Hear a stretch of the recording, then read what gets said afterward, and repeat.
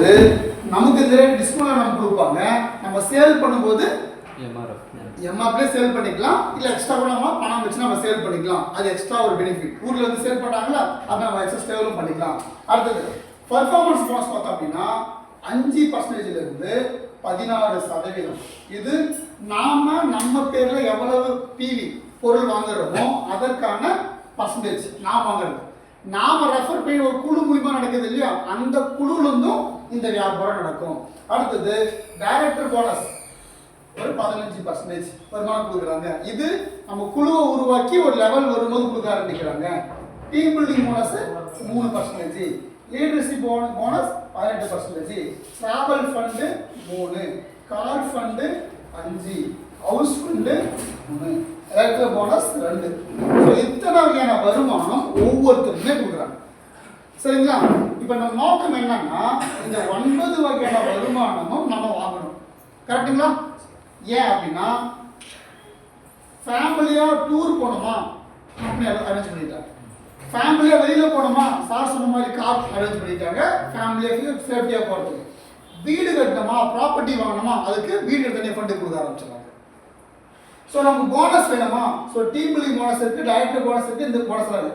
இத்தனை வருமானம் வாங்க ஆரம்பிச்சாருன்னா அவருடைய மாத வருமானம் குறைஞ்சபட்சம் 1 லட்சம் ரூபாய்க்கு மேல வருமானம்.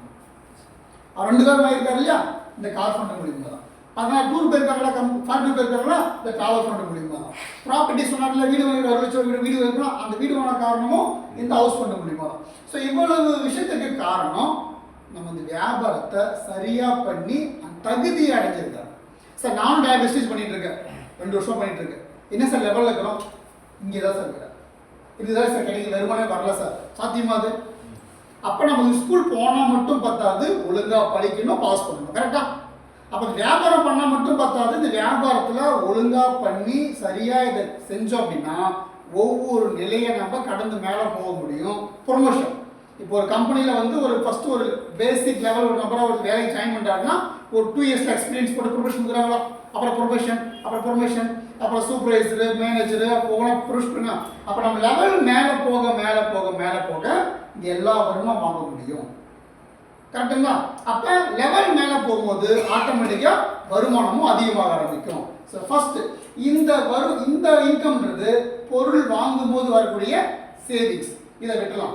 அப்ப மீதி இந்த 9 வகை வருமானத்துல இந்த 8 வகையான வருமானமும் அக்கௌண்ட்டுக்கு பணமா வரும்.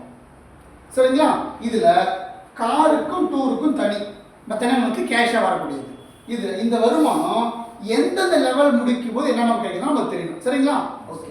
ஒரு நபர் டிஸ்ட்ரிபியூட்டரா ஜாயின் பண்றாரு அப்படின்னா அவரு ஃபர்ஸ்ட் லெவல் வந்து 5% பிசினஸ் ஸ்டார்ட் பண்றாரு. எத்தனை பர்சன்டேஜ்ங்க? 5%. இப்போ மேடம் நீங்க பர்ச்சேஸ் பண்ணீங்க இல்லையா, உங்களுக்கு வந்து இந்த 5% தான் இன்கம் கொடுத்துருக்காங்க. அந்த பர்சன்டேஜ் போட்டாங்க இல்லையா, இன்கம் கொடுத்துருக்காங்க. அப்போ அந்த 5%ன்றது எப்போ அதை 16 மாறும் அப்படின்னா ஃபர்ஸ்ட் ஒரு பிவி பிசினஸ் நம்ம ஸ்டார்ட் பண்றோம், 5% ஸ்டார்ட் பண்றோம். சரிங்களா? அடுத்தது 8%, அடுத்தது 12, அடுத்தது 16.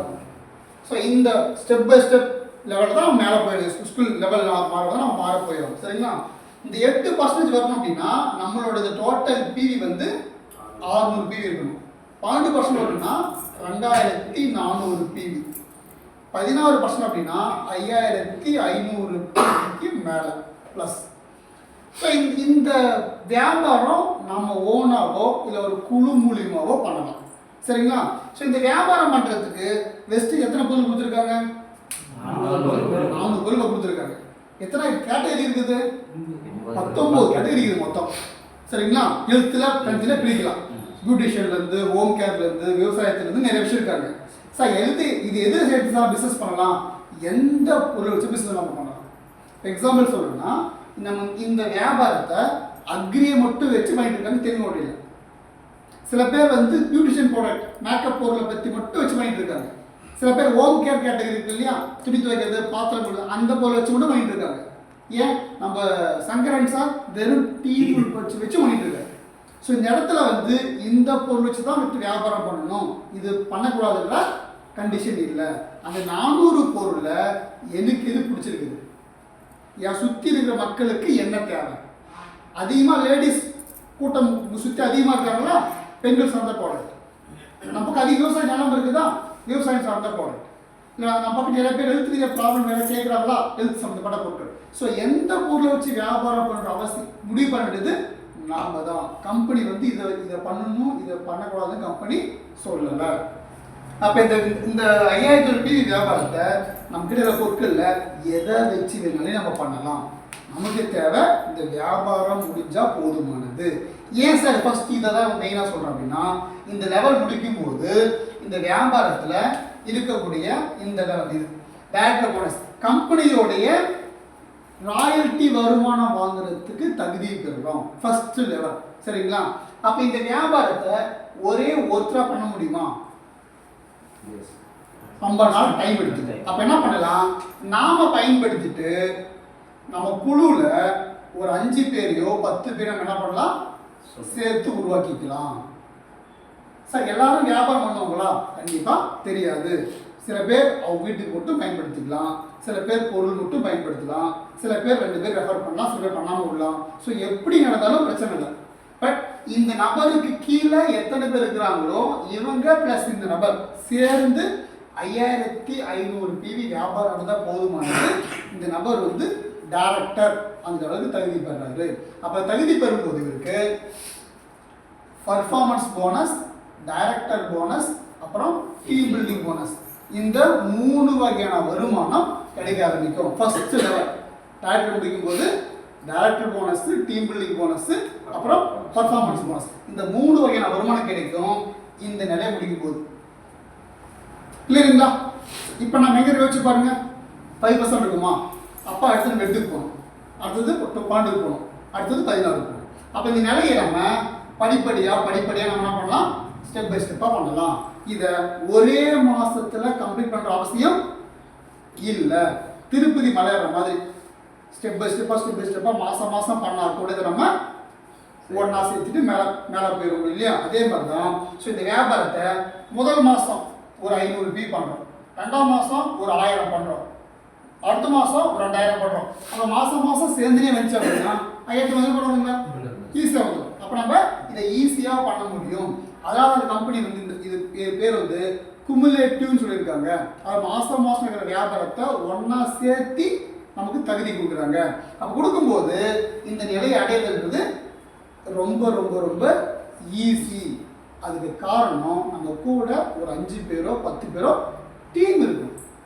அந்த 5 பேர் பற்றி டீம் இல்லை அப்படின்னா நம்ம தனி ஒரே இருக்கிற மாதிரி இருக்கும். அப்போ நம்ம ஒருத்தராக பண்ணும்போது நிலையை அடையிறது 6 மாதம் பார்க்கலாம், 1 வருஷம் பார்க்கலாம். அதே ஒரு 10 பேர் டீம் அரேஞ்ச் பண்ணோம் அப்படின்னா ஒரு 10 பேர் ஒரு 3000 ரூபாய்க்கு வாங்கினாங்க அப்படின்னா எவ்வளோச்சு, 30,000 வச்சுங்களா? அப்போ இந்த பர்சன்ட் முடிச்சிருக்கோம். அதே இந்த 10 பேர் மூலிமா ஒரு 10 பேர் சேர்ந்து உருவாக்குறாங்க அப்படின்னா 100 பேர் ஆச்சு. அப்போ 100 பேர் 3000 வாங்கினா 2 லட்சம் 3 லட்சம் வச்சுங்களா பிஸ்னஸ். அப்போ ஈஸியாக முடிச்சு போயிடும்.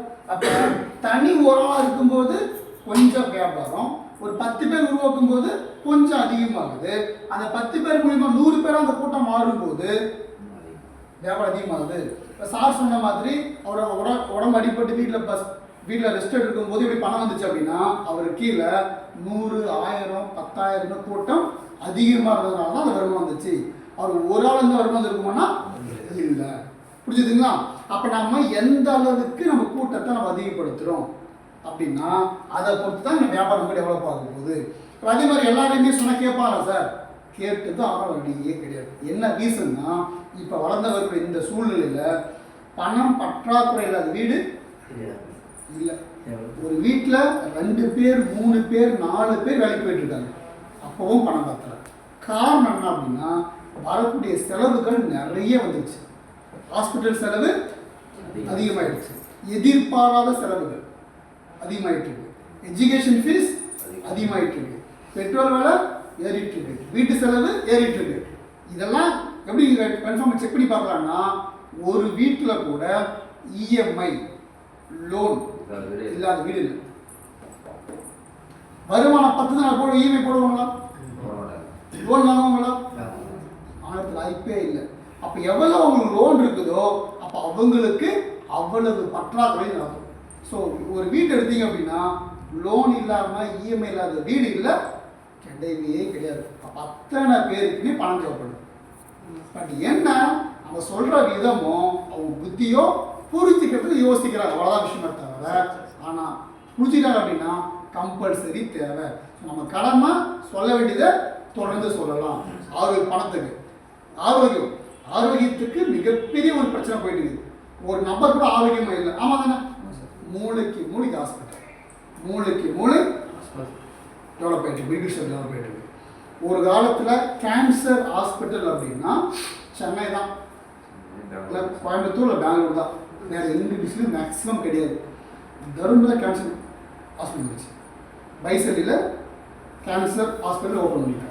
ஹாஸ்பிட்டலுக்கு விளம்பரம் பண்ணுறது வந்து சோப்பு பேஸ்ட் விளம்பரம் பண்ணுற மாதிரி பண்ணுறாங்க ஹாஸ்பிட்டலில். சார் எல்லாமே தான் விளம்பரம். அப்போ ஒரு இடத்துல ஒரு ஹாஸ்பிட்டல் எங்கே ஓப்பன் பண்ணுறாங்க? அப்போ அந்த ஏரியாவிலேருந்து நிறைய பேஷண்ட்டு என்கூரிக்கு சென்னை போகிறதுனால தான் இந்த ஊரில் வந்து நிறைய பேஷண்ட் அதிகமாக இருக்காங்க. இந்த ஹாஸ்பிட்டல் அப்படின்றாங்க. ஃபெர்டிலிட்டி சென்டர், கருத்தரிப்பு மையம், குழந்தை இல்லாத பிரச்சனை நாள் அதிகமாகிட்டு இருக்கு. ஸோ அது பெரிய பெரிய சிட்டி, மாநகராட்சின்னு சொல்கிற சிட்டியில் தான் அதிகமாக இருந்துச்சு. இப்போ பாருங்கள் ஒவ்வொரு சிட்டிலையும் டிஸ்ட்ரிக்ட் வந்துருச்சு. சேலத்தில், தருமபுரியில் 10 வருஷத்துக்கு முன்னாடி லோக்கல் எங்கேயுமே கிடையாது. சென்னை, கோயம்புத்தூர் அப்படின்னா இந்த பக்கம் பெங்களூர், இங்கே தான், வேறு எங்கேயுமே அவசியம் கிடையாது. இப்போ ஒவ்வொரு டிஸ்ட்ரிக்ட்லையுமே 1-2 மாதத்தில் ஓப்பன் பண்ணிட்டாங்க. அப்போ அவ்வளவு பிரச்சனை மக்கள் வந்துட்டு இருக்கு. பட் என்ன, அந்த மக்களுக்கான அந்த தீர்வு எங்கே இருக்குன்னு மக்களுக்கு தெரியல. ஸோ அந்த எடுத்து சொல்ல வேண்டிய கடமை, பொறுப்பு நமக்கு இருக்கு. சரிங்களா? ஸோ லாபம் நோக்கம் பண்ணாலும் சரி, இல்லை நம்ம தெரிஞ்ச ஒரு சொந்தக்காரர் நல்லா இருக்கணும், நல்லா எண்ணம் இருக்கணும்னாலும் சரி, எப்படி சொன்னாலும் சரி அவர் போய் சேரணும். கரெக்டுங்களா? அப்போ வருமானத்துக்கான இடமும் இங்கே இருக்குது, ஆரோக்கியத்துக்கும் சோர்ஸ் இருக்குது. அப்போ நம்ம வேணும்னா எந்த அளவுக்கு வேகமாக நம்ம சொல்கிறோம். கரெக்டுங்களா? அது எந்த அளவுக்கு வேகத்தை பொறுத்து தான் நீங்கள் வளர்ச்சி இருக்கும். நான் பொறுமையாக பண்ணால் வளர்ச்சி பொறுமையாக இருக்கும். நான் வேகமாக சொன்னால் வளர்ச்சி ஒரே மாதம் இருக்கும். அப்போ இந்த நிலையை நம்ம அடையும் போது ஃபர்ஸ்ட் நம்ம கிரவுண்ட் சைட் கம்ப்ளீட் பண்ணிடுறோமா? அடுத்தது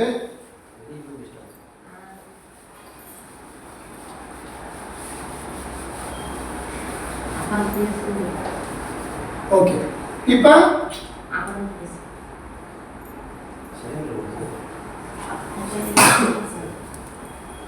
ஒரு 6 பேர் டீம் நம்ம போட்டுருக்கோம். சரிங்களா? இந்த 6 பேர்ல 6 பேரை வச்சு நம்ம இந்த லெவல் ரீச் பண்ணும்போது டைரக்ட் லெவல் 3 இன்கம் சொன்னோமா? Performance bonus, direct bonus, team building bonus வரும்னு சொன்னோம். அதான் 3 இன்கம் கிடையாச்சு. அடுத்தது இந்த டீம்ல ஒரு நபர், இந்த நபர் வந்து 16% கம்ப்ளீட் பண்ணி இவர் கிரவுண்ட் செலக்டரா உருவாகலாம். அப்ப நமக்கு கீழே ஒரு நபர் ஜெயிக்கிறார். கரெக்டுங்களா? ஜெயிக்கும் போது நாம வந்து சில்வர் டைரக்டர்.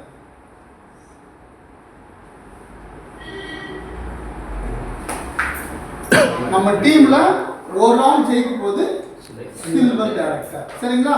அப்ப நமக்கு வந்து என்ன இன்கம் தராங்க அப்படின்னா பர்ஃபார்மன்ஸ் போனஸ் தராங்க, அடுத்தது டைரக்டர் போனஸ் தராங்க, டீம் பில்டிங் போனஸ் தராங்க, அடுத்தது LOB இன்கம் தராங்க, டிராவல் ஃபண்ட். இந்த 5 வகையான வருமானம் யாருக்கு உண்டுங்க? சரிங்களா? ஸோ இந்த 5 வகையான வருமானமும் ஒரு நபருக்கு எடுக்கணும் அப்படின்னா இவர் இந்த டீம் மூலிமா மினிமம் 2600 PV இந்த நபர் பிஸ்னஸ் பண்ணியிருக்கணும். ஸோ நாம 2100 PV மற்ற நபர்களை வச்சு நம்ம பிஸ்னஸ் பண்ணியிருக்கோம். ஓகேங்களா? அப்போ பண்ணும்போது இது இன்கம்லாம் உண்டு. இதில் இந்த LOBக்கு மட்டும் பார்த்தோம் அப்படின்னா 5625 PV இந்த ஒரு டீம்ல. கரெக்டுங்களா? சப்போஸ் இவர் இவ்வளவு பண்ணலை, இவ்வளவு தான் பண்ணியிருக்காரு அப்படின்னா இதில் இந்த LOBன்ற மட்டும் இந்த இன்கம் வராது. எத்தனை இன்கம் வரும்? 4 இன்கம் வரும். ஸோ இதுவே பார்த்தோம் அப்படின்னா வந்து 15,000 மேலே வரும். இந்த LOB இந்த குவாலிஃபிகேஷன் பண்ணோம் அப்படின்னா நியர் 25,000 பக்கம் இன்கம். அது மட்டும் இல்லாமல் மிக முக்கியம் என்னன்னா இந்த டிராவல் ஃபண்ட். இந்த நபர் வருஷத்துக்கு 1 முறையோ 2 முறையோ கம்பெனி அனௌன்ஸ் பண்ற ஃபாரின் டூருக்கு தகுதி பெறுவார். வர மார்ச் மாதம் கம்பெனி தாய்லாந்து நாட்டுக்கு அனௌன்ஸ் பண்ணியிருக்காங்க. இந்தியாவிலேருந்து நேர ஒரு 1000 பேருக்கு மேலே ட்ரிப்பில் வருவாங்க. நம்ம தனியாக போகலாம், இல்லை ஃபேமிலியில் நம்ம கூட்டிகிட்டும் போகலாம். இந்த ட்ராவல் ஃபண்ட் நம்ம எவ்வளோ ஒதுக்குறாங்களோ நம்ம அக்கௌண்ட்டில் ஃபண்டு சேர்ந்துனே வரும் நம்ம அக்கௌண்ட்டில். சரிங்களா? அந்த அமௌண்ட்டை வச்சு நம்மளுடைய பிளட் ரிலேட்டிவ்ஸ் இருக்காங்க இல்லையா, அண்ணன் தம்பி யார் வச்சு நம்ம கூட்டிகிட்டு போகலாம். அந்த ஃபண்ட் எவ்வளோ இருக்கோ அதுக்கு நம்ம கூட்டிகிட்டு போகலாம். வருஷத்துக்கு 3 முறை கூப்பிட்டு போகிறாங்க. சில்வர் முடிச்சவங்களுக்கு 2 முறை அரேஞ்ச் பண்ணிட்டு போகிறாங்க. இது சில்வர் டைரக்டருக்கான விஷயம். அடுத்து பார்த்தோம் அப்படின்னா அடுத்த இன்கம் இருக்குது கார் ஃபண்ட். கரெக்டுங்களா? இப்போ கார் ஃபண்ட் அப்படின்னா 3 டீம். இந்த 3 டீமில் 16%. இப்போ 3% பண்ணும்போது இவரும் டைரக்டர், இவரும் டைரக்டர், இவரும் டைரக்டர். அப்போ மினிமம் 2600 2600 பண்ணலாம். இல்லை எல்ஓபி கால்ஷன் பண்ணுறதுன்னா 5625 பண்ணலாம். அப்போ இது வந்து ஸ்டார் டைரக்டர்னு சொல்கிறாங்க. இப்போ இவர் என்ன இன்கம் வரும்னா பர்ஃபார்மன்ஸ் போனஸு, டைரக்டர் போனஸு, அப்புறம் வந்து ட்ராவல் ஃபண்டு, எல்ஓபி, அப்புறம் கார் ஃபண்டு. கார் வாங்குறதுக்கு ஃபண்டு வருது. இந்த கார் ஃபண்டு மூலிமா தான் சார் கார் எடுத்துருக்காரு. இந்த கார் ஃபண்டு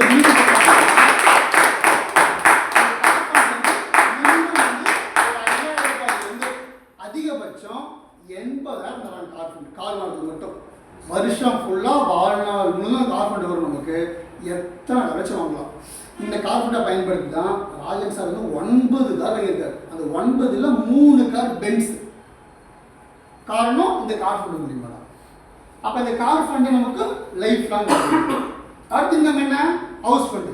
ஹவுஸ் ஃபண்டுக்கு நம்ம குழுவில் 6 பேர் 16% யூஸ் பண்ணிட்டு இவங்க எத்தனை பேருமே browns director, browns director, browns director. 6 குழுவில் பிரவுன்ஸ் டைரக்டர் மினிமம் மெயின்டைன் பண்ணாங்க அப்படின்னா இவர் கிரவுன் டைரக்டர்.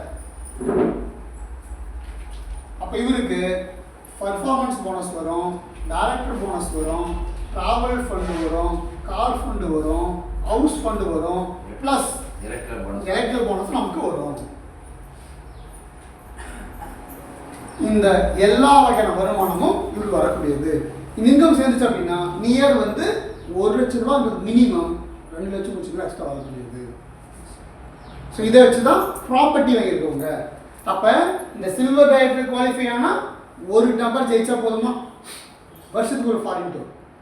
3 பேர் ஜெயிக்க வச்சோம் அப்படின்னா டூரு ப்ளஸ் காருக்கு தகுதி நம்ம பெறுவோம். நமக்குள்ள 6 பேர் நம்ம ஜெயிக்க வச்சோம் அப்படின்னா டூரு ப்ளஸ் காரு ப்ளஸ் வீட்டுக்கு தேவையான ஃபண்டு. ஒரு ஃபேமிலி எதிர்பார்க்கறது சொந்த வீடு, ஃபேமிலியாக போகிறதுக்கான ஒரு வண்டி, வெளியில் போகிறதுக்கான ஒரு ட்ரிப்பு. கரெக்டுங்களா? இது 3மே இந்த கிரவுன் டைரக்டர்னு வரும்போது தன் குழுவில் 6 டீமை உருவாக்கும் போது இது நடக்குது. சரிங்களா? அந்த 6 பேர் யாருன்னா நமக்கு வேண்டிப்பட்டவங்க. நம்ம யாரு? நம்ம ஃப்ரெண்ட்ஸு, சொந்தக்காரங்க, யார் வச்சு நம்ம இதில் சேர்த்துக்கலாம். பட் என்னன்னா யாருக்கு வருமானம் தேவை இருக்குதோ அவங்க தான் உடனே கால் கொடுத்துட்டு இருப்பாங்க. தேவை இல்லை அப்படின்னாலோ அவங்களுக்கு புத்தி பெருசாக இல்லைன்னாலோ பெருசாக கால் கொடுத்து கேட்பாங்களா? அப்போ அவரை மட்டும் நம்பிட்டு உட்காந்துட்டு இல்லாமல் நம்ம அடுத்தடுத்து நாம பார்க்க வேண்டியது தான். அதுக்கு ஒரே காரணம் நமக்கு எவ்வளோ தேவை இருக்குது. எப்படி நம்ம எடுத்துக்கலாம்னா வானத்தில் மழை பெய்யும் போது ஓப்பனாக மழை பெய்யுது. கரெக்டுங்களா? தண்ணி ஒரு சுரங்கம் மாதிரி ஓப்பனாக கொடுத்தாச்சு. பட் அந்த கொடுக்குற அந்த அந்த தண்ணியை வந்து எந்த அளவுக்கு நான் எடுத்துக்கணும், யாரை பொறுத்து தீர்மானம் பண்ணப்படுது? என்னை பொறுத்து தான். நான் ஒரு குண்டான பிடிச்சேன் அப்படின்னா இவ்வளோ தான் கிடைக்கும். ஒரு பக்கெட்லேயோ குளத்துல பிடிச்சோம்னா அவ்வளோ கிடைக்கும். பெரிய அண்டாவில் பிடிச்சோம் அப்படின்னா அவ்வளோ கிடைக்கும். பெரிய ஒரு இடத்த வெட்டி வச்சு பிடிச்சோம் அப்படின்னா அவ்வளோ கிடைக்கும். அப்போ இங்கே வாய்ப்பு நிறைய இருக்குது. பட் நமக்கு என்ன வேணும், எவ்வளோ வேணுன்றது நாம் எந்த அளவுக்கு ஆர்வமாகவும் எந்த அளவுக்கு வேகமாக இருக்குன்றதை பொறுத்து தான் இங்கே இருக்குது. அது ஒரு சின்ன எக்ஸாம்பிள் சொல்லணும் அப்படின்னா இப்போ சார் சொன்னார் 2 லட்சம் 3 லட்சம் ரூபா சொன்னாங்களா. எந்த அளவுக்கு ஆர்வம் இருந்தால் சித்தார்த் சிங் டெல்லியில் இருக்கிறார் சார் ஒருத்தர். கரெக்டுங்களா? அவர் ஃபோட்டோ பார்த்துருப்பீங்க. அவருடைய மனைவி பிரசவம் நடக்கும்போது கூட தலைவர் ஆள் இல்லை. அப்போ அவர் எவ்வளோ வெளியே இருக்கக்கூடாது, நல்லா புரிஞ்சுக்கணும். அதனால தான் அவருடைய சேலரி 1,05 லட்சம் ரூபாய்.